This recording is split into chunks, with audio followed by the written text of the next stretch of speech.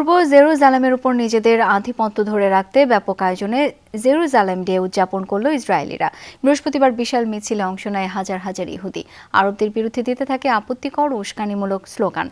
এমনকি ফিলিস্তিনিদের উপর চড়াও হয় অনেক উগ্র ইসরায়েলি, মারধর ও হয়রানি করে তাদের। প্যারেডে অংশ নেন ইসরায়েলের জাতীয় নিরাপত্তা মন্ত্রী ইতামার বেন গাভিরও। বাংলাদেশের প্রথম ইমিউনিটি বুস্টার সমৃদ্ধ ফ্যান্টাস্টিক হ্যাপি এনার্জি বিস্কিট। আরবদের মৃত্যু কামনা আর হুমকি দিয়ে চলছে একের পর এক স্লোগান। এভাবে দখলকৃত পূর্ব জেরুজালেমের মাটিতে জেরুজালেম দিবস উদযাপনে মাতে ইহুদিরা।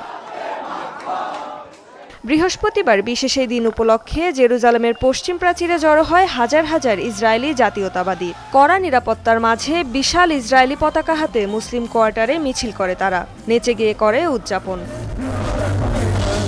শহর জুড়ে কয়েক হাজার পুলিশ মোতায়েন করে ইসরায়েলি কর্তৃপক্ষ, যাদের অনেকেই সজ্জিত ছিল দাঙ্গা নিয়ন্ত্রণের সরঞ্জামে। ওল্ড সিটির বাইরের ফিলিস্তিনিদের বাধা দিতে দামাস্কাস গেট এলাকায় ব্যারিকেড বসায় নিরাপত্তা বাহিনী। মিছিল শুরুর আগে দোকান বন্ধে বাধ্য করা হয় ফিলিস্তিনি ব্যবসায়ীদের।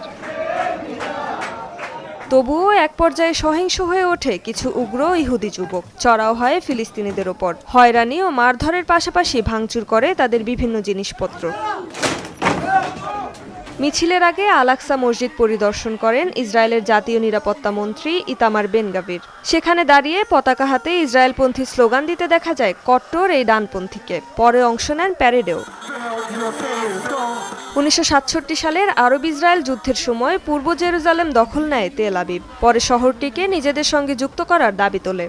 সেই ঘটনা স্মরণেই প্রতি বছর জেরুজালেম ডে পালন করে ইসরায়েলিরা। তবে এই সংযুক্তিকরণকে স্বীকৃতি দেয়নি জাতিসংঘ সহ অধিকাংশ দেশ। তাদের মতে পূর্ব জেরুজালেম এখনও দখলকৃত এলাকা। রেজওয়ানা সাইমা, যমুনা নিউজ।